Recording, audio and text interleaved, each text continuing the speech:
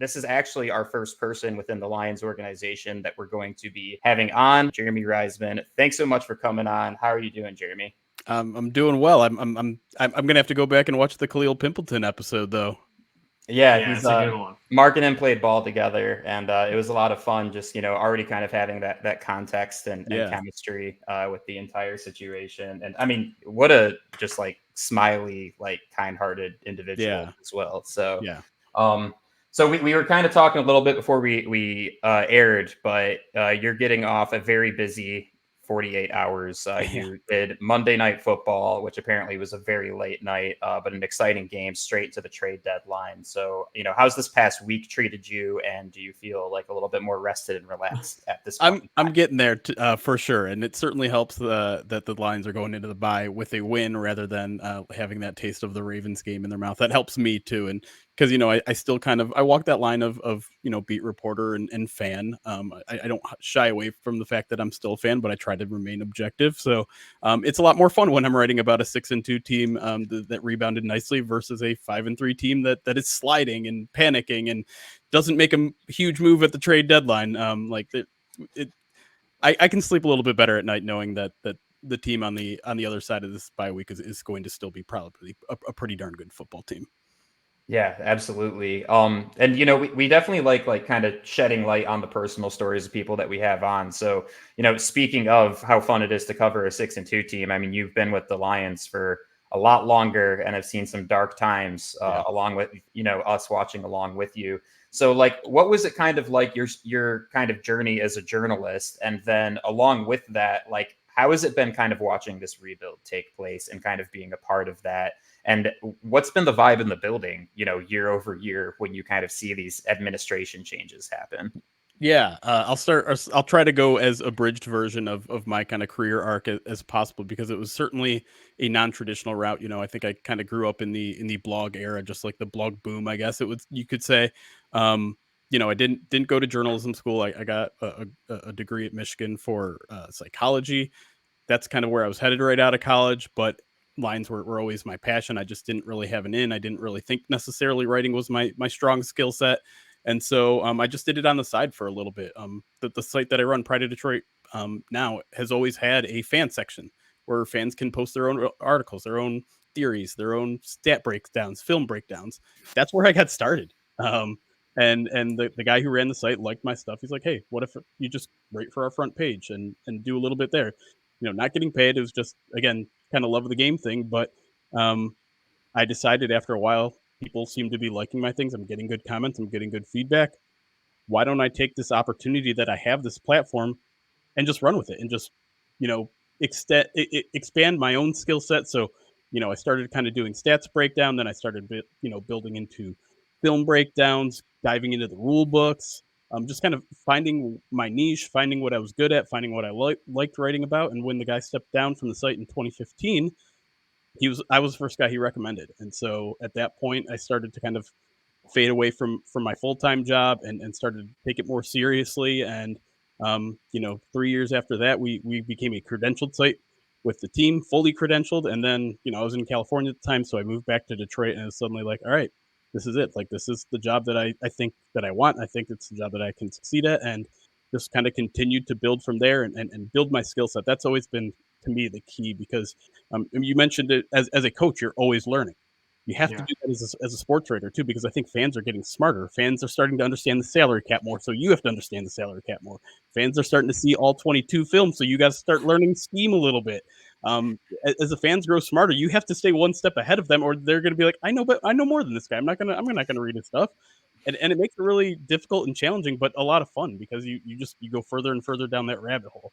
Um, yeah. Well, so I mean, we're only a year into this, and so talking about potentially having that day job and then doubling down on what you're truly passionate about and Yeah. trying to make that the main thing. Like, was that scary? And do you want to talk at all about potential? You talk about being smarter, having to be smarter than the fans and understand the game better than the fans. Like, I guess maybe the imposter syndrome that kind of forced you to like sprint towards Yeah. getting as good as what you do as quickly as possible. Yeah, all of the above there. Yeah, you definitely have I mean, I still to this day have a lot of imposter syndrome talking, it can be incredibly intimidating just talking to an athlete, talking to an NFL player, because I recognize that there is a huge cavern of knowledge in between me and him, in terms of when we're watching the same football play, he can tell you 50 different things that I don't even notice happening on a play. And so it's tough, it's hard. And yeah, it's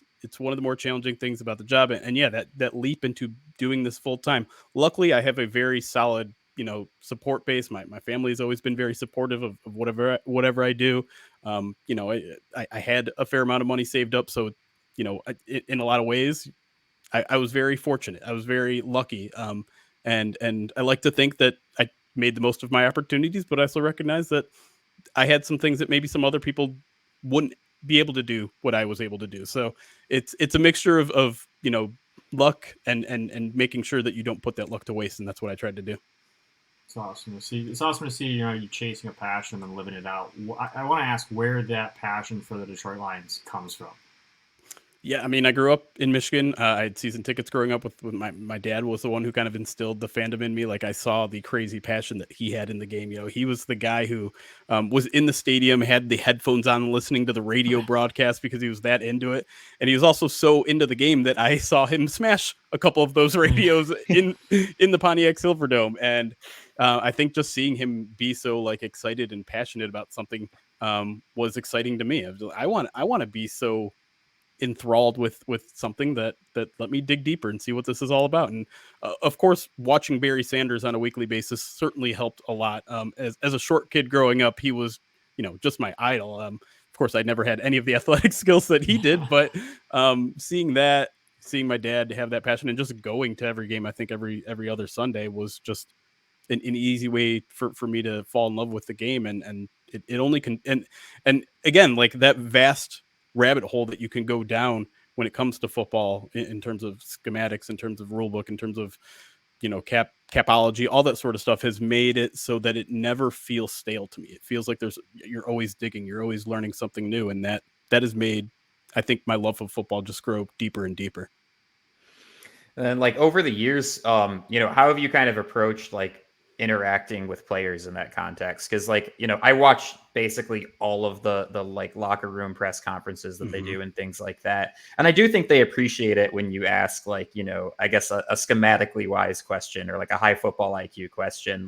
Have you kind of had to bolster up your confidence to be what, this one's for the football nerds, I don't really care, and just go ahead and ask those, or do you try to keep it kind of nice and basic and just kind of standard rotation of questions that you have in your back pocket? Yeah, I think you have to pick and choose, honestly. You have to pick and choose the person, because Matthew Stafford was actually a guy who loved that. He hated talking to the media. He was always respectful, but you could tell he wasn't into it. He'd get tired of answering similar questions. But if you're like, hey, on that, and I remember asking this one, there was this one play where the Lions ran 4 verts and all of them were open. And I would just ask him, have you ever run a play like that where all 4 of your options were open? And you could see him light up a little bit. He's like, that's fun. Let me talk about that. And if he gets the opportunity to talk about a past play, that's the kind of guy that has a photogenic memory. And so I think that you light up, you get a really good answer when you do something like that. Putting in that little extra effort of digging into a specific play. I think that's kind of a really good avenue for players. If you can point out, hey, that play in the third quarter where you did this, what did you see? And that way you're not saying, why didn't you do this? You're giving him the opportunity to give you all the information rather than saying here's what I know. Because sometimes I think that can put you in a vulnerable position. I can give another great example. Aaron Glenn, the Lions defensive coordinator. I asked him 3 weeks into the season, I said something like, you guys are running a lot more zone this year. That was you. That's right. Yeah, that was me. And he's like, are we? Are you sure? And I didn't know how to answer it, but I'm what am I going to do? Turn my computer around and say, well, this site says you are. And you have to pick and choose your battles. You have to pick and choose. That's really the big challenge of the job, especially when it comes to interviews, press conferences. You have to know your audience. You have to know what sort of questions they're going to want to answer and what sort of questions they aren't going to want to answer. It doesn't mean don't ask questions they're not going to want to answer. You want to do that. But what I've learned in my 6, 7, 8 years inside the building is that you have to be very careful with how you phrase questions. That is the absolute key, because you can two people can ask the exact same question, but in different ways. One might get an answer and one might not get an answer. And so that the art of question asking is something that's really, I that's something that I think you really just have to be on the job and observe. And that's what I've done. And I think it's helped with my imposter syndrome, being, side to side with guys in traditional newspapers who've grew up doing prep sports and all that. It's really helped me grow as a question asker. Yeah, sure. Mark, really quick before your question, AG seems very scary to interview. That's all I'm gonna say. Is every single time I watch him in a press conference, there is like so much focus and like just the most deliberate answers to his questions. I was like, I would not want to be asking that guy questions every time. There's kind of a growing theory in the press box or the press room there that after bad games, he's actually very good to talk to.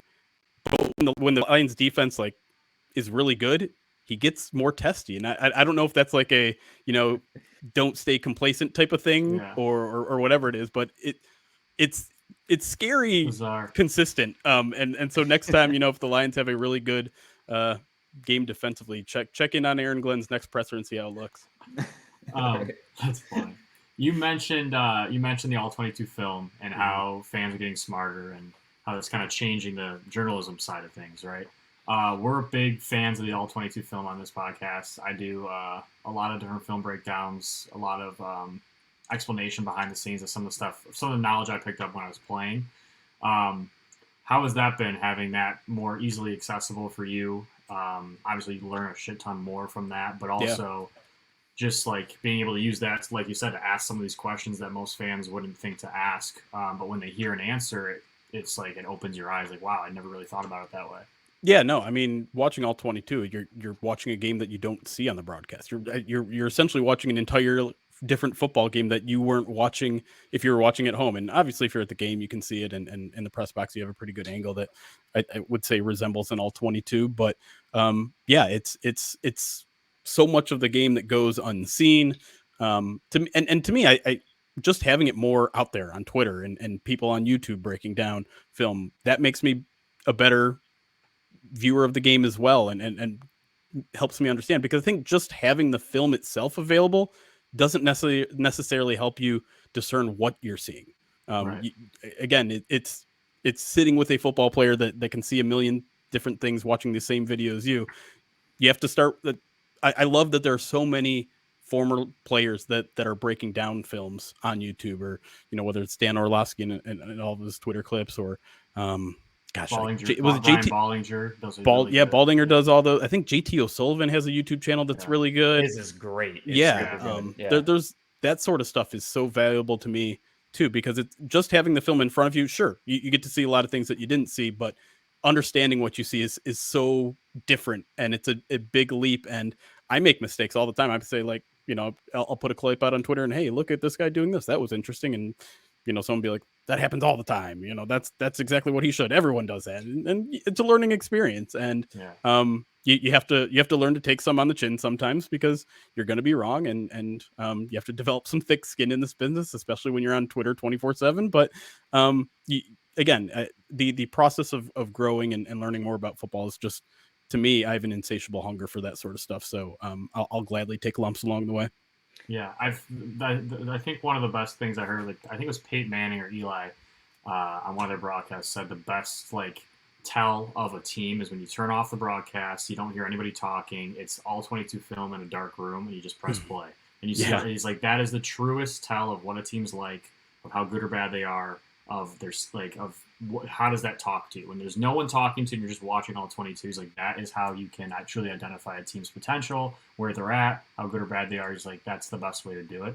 And I thought that was interesting. And on that note too, Twitter, I feel like, even with a very successful team and a passionate fan base, I get that, but it can be scary. Like, that I think like football is one of those sports where like everyone's so passionate and they all think they're geniuses. And then like the responses that, you know, I see on your tweets, the comments that we get sometimes, like, you know, Mark has been basically playing football since the day he was born, more or less. And there are still people that I think will, you know, like act like know-it-alls and challenge, you know, what your credentials are. And that's definitely tough to push through. And on that note, like, you know, you've seen, like I said, a lot darker days with the Detroit Lions. Yeah. Like, what has it been like, you know, again, the difference in how approachable coaches and players are, you know, 5 years ago versus today, and the interaction that you have with fans. Like, do you want to talk about, you know, kind of, I assume that it's mostly positives, but the pros and cons of, you know, kind of being a more under the radar, you know, under 500 team versus now, like, you know, they were chanting Super Bowl during Jameer Gibbs' America's sweetheart. You know, America's sweetheart, like everybody loves the Lions, you know, and I want to give you an opportunity to kind of talk about that transformation over the past few years. Yeah, and it's not even just a win-loss transformation too. I don't think you could have gone from two more different regimes, right? You go from Matt Patricia, a very locked down kind of adversarial relationship with the media, and you know, just someone who wouldn't divulge much information, didn't have a lot of interest in growing his relationship with the media necessarily, and ran a team in a very different way than Dan Campbell does. Going to Dan Campbell, who is just always his authentic self, will probably say more than he should in front of a podium, and will just be one of the nicest, most genuine people you'll ever meet. That to me is maybe almost more of a culture shock than just dealing with a team that has consistently been either third or fourth in the NFC North. Suddenly, you know, 6 weeks into the season are the NFC favorites and NFC North favorites, and maybe even NFC North locks at this point. That's crazy, no doubt. But it is crazy to me. It all starts with Dan Campbell. Like, Detroit is Dan Campbell's city right now. People are obsessed with him, watching him, you know, cry in interviews before Monday Night Football, just because he has so much respect for the you know, the first 2 years, the players on the first 2 years of this team that went 3-13-1 and you know, 9-8, but started 1-6. All those players that worked their tails off, but weren't, as he said, like, they weren't talented enough, but he respects so much of what they did, because he views what they did as what his entire NFL career was, which was a blocking tight end, probably about an average one, but worked his ass off, played over 10 years in this league, and made sure he never let his teammates down. That's what he wanted to fill the team with. That's what he did fill the team with early. And now that they have the draft capital, now that all that sort of stuff is turning around, and the talent's getting better, you have all of those guys who work their ass off, plus guys that work their ass off and are super talented.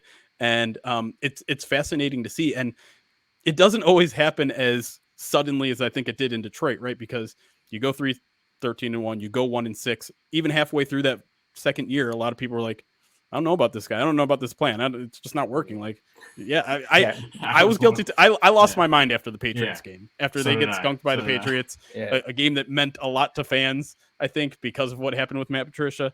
But then, like, sudden, you know, you go 8-2 down the stretch. You start 6-2 this year. 14-4. That's unheard of in Detroit. It's absolutely unheard of in Detroit. And so I'm kind of going on tangents here, but I think it just speaks to how drastic of a sudden change all of this was. And it's night and day, man. It's so much fun. We've had fun in previous years covering this team, you know, like the 2014 season, the 2016 season with all the crazy comebacks from Matthew Stafford, things like that. They're fun, but this is different, man. This is going. It is one of the goals that you heard during Hard Knocks. Now we're going into games with the expectation to win, and that's like suddenly you have to. Never been a thing here. Right, it's never been a thing in Detroit. You have to suddenly realize that you can still enjoy these games, even though, like, you beat the Raiders. It was only a 12-point win. You can still enjoy that, even though that was the expectation. You have to make sure you don't get jaded and forget, you know, how many years we've gone just with the expectation to lose, with playoffs. You know, at this point in the season, how many seasons out of the last 20 have there been like, all right, well, let's start circling mock drafts and things like that. Right. Like, I haven't looked at a mock draft since the last draft, and I couldn't be happier for that. Is it even a Dan Campbell interview if he doesn't get choked up at this point? I mean, I feel like every time he gets all like he gets into this zone. That's fun. Do you have a favorite Lions player that you've interviewed over the last couple of years, or like a single interview that just stood out? Ooh, that's a good question. I mean, I've been blessed enough to interview Barry Sanders one-on-one. I think Lomas Brown is one of the most genuine, nice human beings, and I love talking to him anytime I get the opportunity. Glover Quinn, to me, both as a player and now kind of as a Lions analyst, he's got his own Lions podcast and all that sort of stuff. He was my favorite guy to interview in the locker room, because he would do the thing that a lot of players do now, where they say, we get locker room Wednesday, Thursday, and Friday. I'll meet you one of those days. Leave me alone the other two. Totally respect that. But the thing is, when you talk to him, you would get the entire 45 minutes of locker room availability. You could sit there and talk ball for him 45 minutes. He'd answer anything. He'd answer the hot button issues. He'd answer the stuff that people are going to try to draw headlines for him. But you want to sit there and talk ball for him for 45 minutes, he'll answer anything. And I have so much respect for people who do that, because I think sometimes there are players, and I'm not trying to generalize here, because I think you'll find a ton of different players with a ton of different viewpoints. But I think a lot of players view journalists as kind of like, they don't know what they're talking about. Why would I talk ball with them? Like, they're idiots. Where others, I think, see the opportunity to inform. And I think that makes the journalists better. I think that makes the public better. If you explain, why you did this, why this guy was open, whatever, that benefits everybody. If everyone thinks you made a mistake and you sat down with the journalist and explained why it wasn't your fault, it's better for you.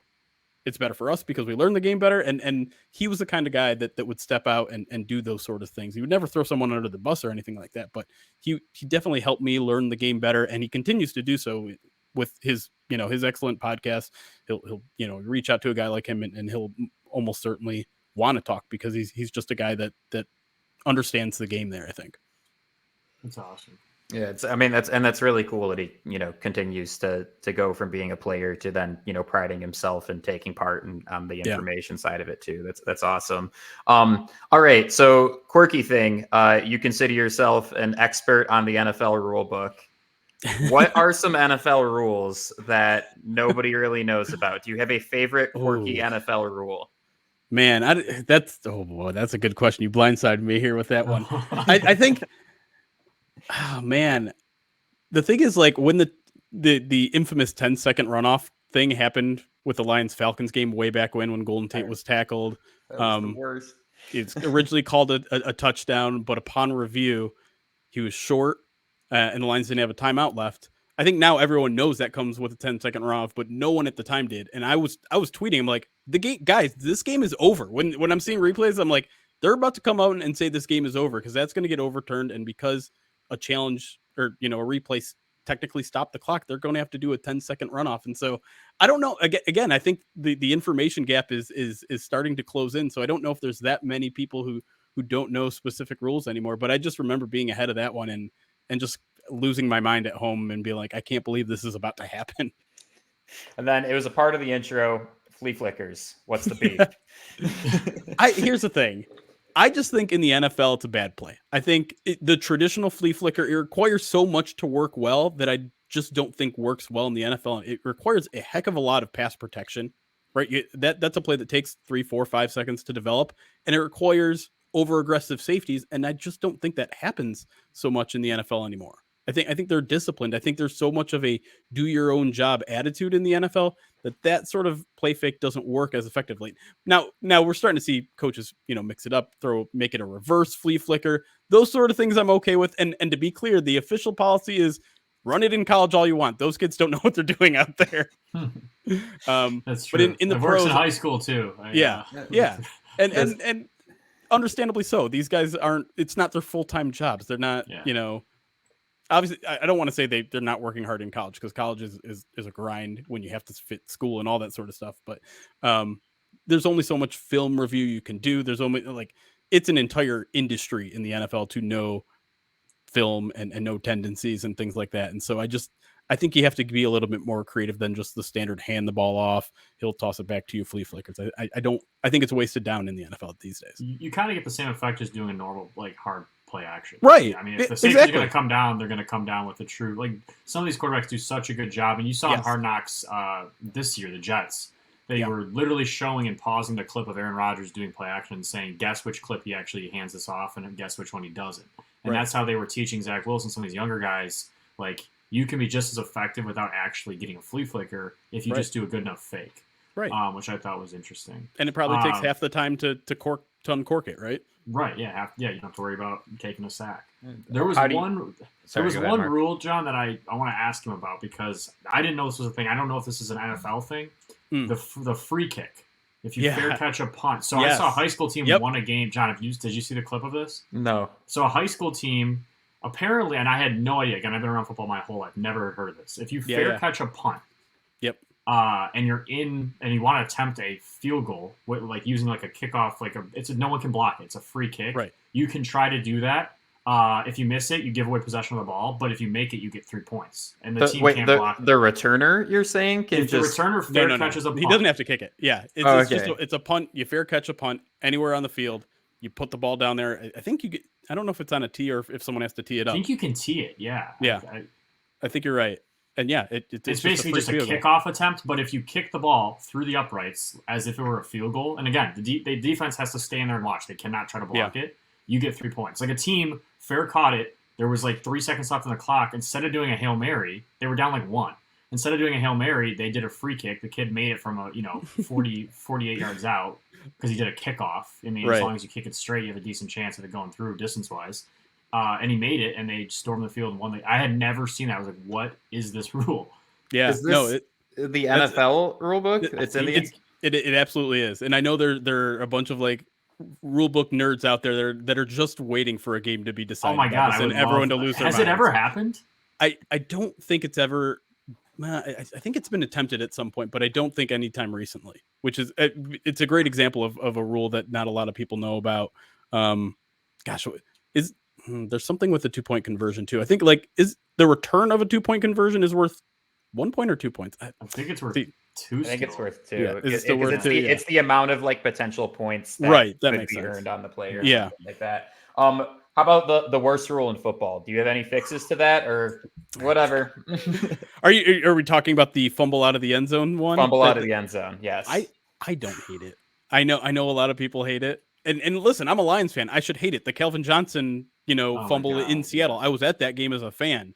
That one has deep scars on me. But for some reason, I understand why everyone hates it because it's weird to have completely different rules in the end zone than everywhere else on the field. But I kind of just like having higher stakes in the red zone. I kind of like having an emphasis on ball security in the red zone.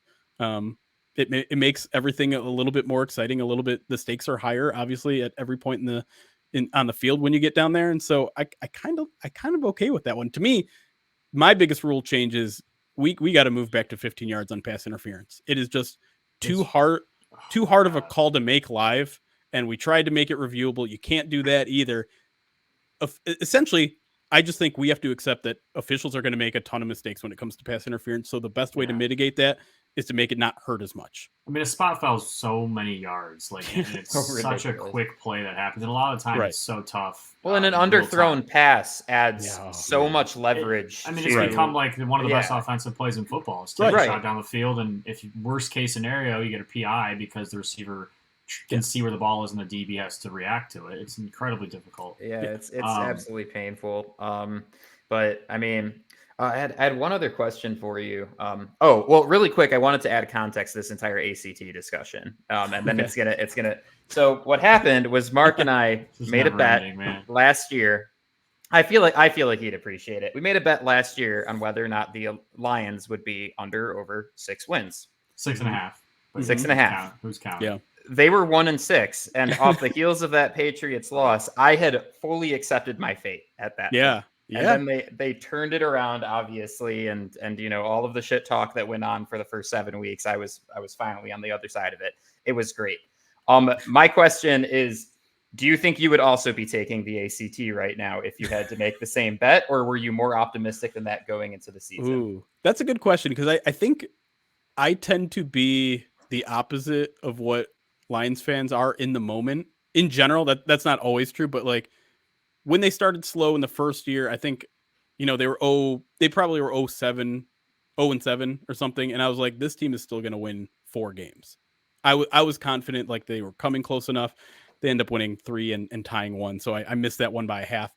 I don't know if I was that optimistic still when they were at 1-6. Like I said, like that Patriots game scarred me in ways I didn't think was still capable. I think I leveled myself out, especially when I have to be more professional when I'm in the press box and things like that. And I wasn't at the press box for that game. Most away games I'm still at home, but yeah, I just remember going off in the post game podcast, like this sort of stuff can't happen anymore. You're competitive in all these games, but a bad Patriots team, Bailey Zappi, blah blah blah. Like, that game was particularly tough, and 6 wins. I don't think I would have picked them to do that. And their defense, I think, like literally, the defense was so injured by the end of that game that they had Rodrigo out, like playing corner or something, because they were out of healthy corners to put in the game. And I know Campbell just walked in and was like, rock bottom, see you next week, and like that was it. But and then the other question I have for you, because I know you kind of have a nuanced take on this, is I think Brad Holmes has done an amazing job drafting. So, like he has done, and I think Lions fans take for granted just how good he has been for us versus previous regimes. But this year, there's been a little bit more of a tug of war as far as like, was this a good draft? Was this not a good draft? Did we pick the right guys? I personally think you have 4 rookie starters. Like, that's a win, but other people have different perspectives. What was your perspective on this draft, and has that perspective changed as we've gotten 8 weeks into the season? Maybe a little bit. I don't want to waver too much because it's still super early in all of these guys' careers. Like, you never want to judge really a draft class until at least after 2 years in their career, I would say. So I wouldn't jump to conclusions one way or the other.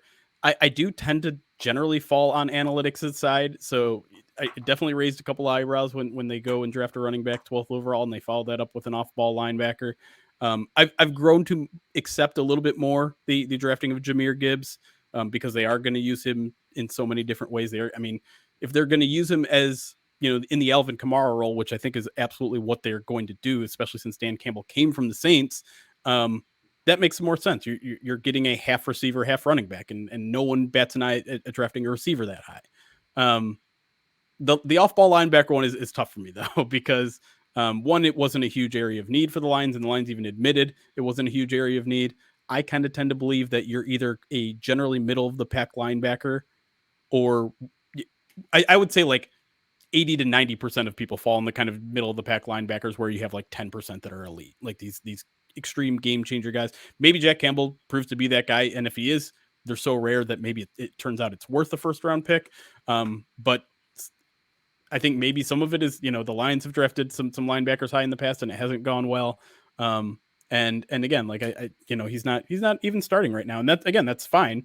If Derek Barnes is playing his ass off, and he is, that's a great problem to have. Now you have Jack Campbell as depth. I'm okay with that in year one.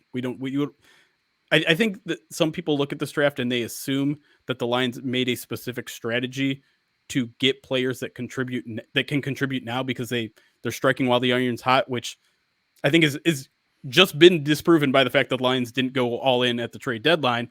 But yeah, I think the thing that I both admire about the organization and sometimes have to scratch my head a little bit about is that they are so in on just their guys, their culture guys, those guys that buy in, that work their ass off, like we were saying before, those guys that are going to make Dan Campbell cry in 4 years when they're gone. Those are the guys that there's such a focus on that sometimes I wonder if they're sacrificing talent. Sometimes I wonder if they're sacrificing, positional value, things like that, because they get so honed in on their guys. It's a proven strategy so far, though, right? We're 2.5 years into Brad Holmes's tenure here as general manager, and it's working more often than it's not. And maybe that's going to have me kind of reconsider where I am. I think this regime has had me reconsider a lot of things. When Lions hired Dan Campbell and everyone's just like culture. I'm like, I've heard that before. the Patriots culture. I've heard, be a player's coach, be an authoritarian type. I've heard it all. It doesn't make sense. I think if you just win, no one cares. I've done a 180 on that.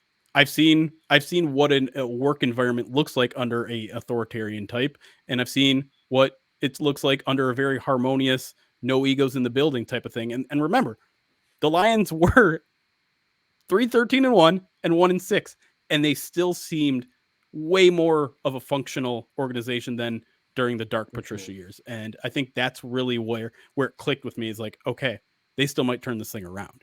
And if they do, it all makes sense. And so culture to me made a lot of sense. And so maybe my opinion of the draft is going to change a little bit once this thing sees its way out. But I do have some questions. I think you may look down the line and say, well, they could have gotten this corner here, or they could have gotten this defensive lineman here. And again, I think a little bit too often we try to min-max here, where it's like, if you didn't get the highest possible value of this pick, if you didn't get the best contributor at this pick, it's a failed pick. There's a middle ground there. It's not a pass fail type of situation with each pick. But yeah, I guess you said I had a nuanced take. I'm not giving you a straight answer there, but yeah, it was a head scratcher for sure. And the fact that they've gotten solid contributions, really, like you said, out of those top 4 guys, has certainly quieted a lot of people. I have a question about the near future of the Detroit Lions. Obviously, a lot of hype, a lot of excitement going on heading into a bye week. I don't think many people thought we'd be here sitting at 6-2. Definitely flirting with a 1 seed or a 2 seed in the NFC. Yeah. If we're able to get one, how reasonable do you think it is that we can get the 1 seed overall in the NFC? And 2, if we do get that, how difficult is the path going to be to the Super Bowl coming through Detroit? That's a great question. I think I can't even imagine what Ford Field is going to look like in a home playoff game, because it quite literally has never happened. Outside of a Lions playoff game has never happened at Ford Field. The Super Bowl has, but yeah, I imagine that's going to be a really, really tough play to play. I can't imagine any quarterback being able to hear a single play during that entire game. In terms of the likelihood of a 1 seed, if I were like to power rank these teams, I do think the Lions are probably behind the Eagles and probably the Seahawks, maybe right along the lines of the 49ers. So I'd probably have them 2 or 3 or maybe 4 in the conference. But if you want to play the schedule game, the Lions, I would say, have a top 3 easiest schedule, while the Eagles have one of the toughest schedules. And 49ers have a tough schedule. They have to play the 49ers and Seahawks have to play each other twice still. So, they can take each other down a peg. So, like, it's not completely unrealistic, I would say, for the Lions to go something like, they're 6 and so like 7-2 down the stretch.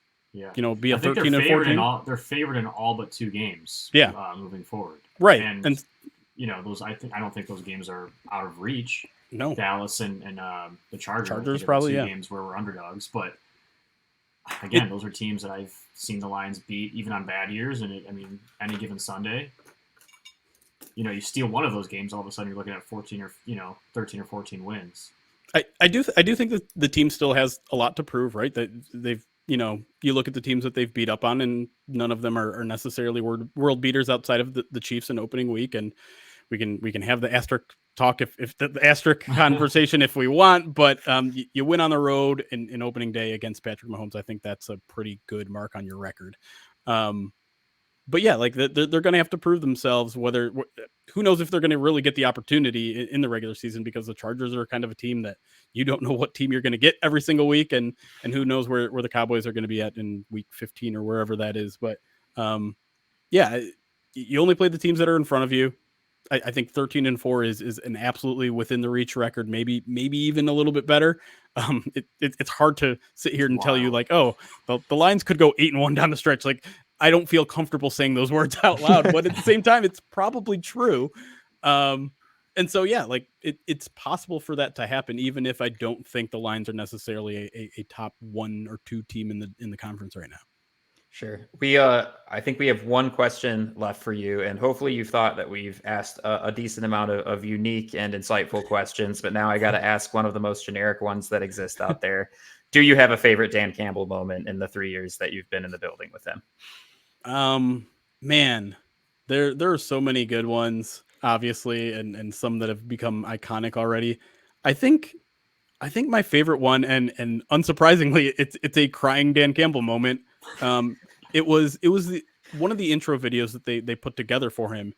It was when he stepped out on the Lions practice field for the first time since he was there as a player, because he spent 1 year with the Lions as a player, and that's when he broke down. That's when he's just like, the emotions of him coming back to Detroit, a place that he knew loved football so much, a place that, like you said, he told his agent he wanted that job so bad. And so for him to step into that building and for it to mean so much just to step on the same turf that he did 15 years before as a player.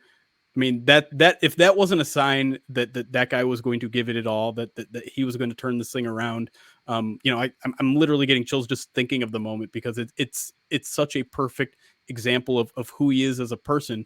And in the moment, you don't know that. You don't know if he's being genuine. You don't know if he's playing it up for the camera. But now that we're 2.5 years into his reign, you know that is who Dan Campbell is. That was a genuine moment, and I think a perfect kind of encapsulation of who he is as a person. He's like the best crying interview guy.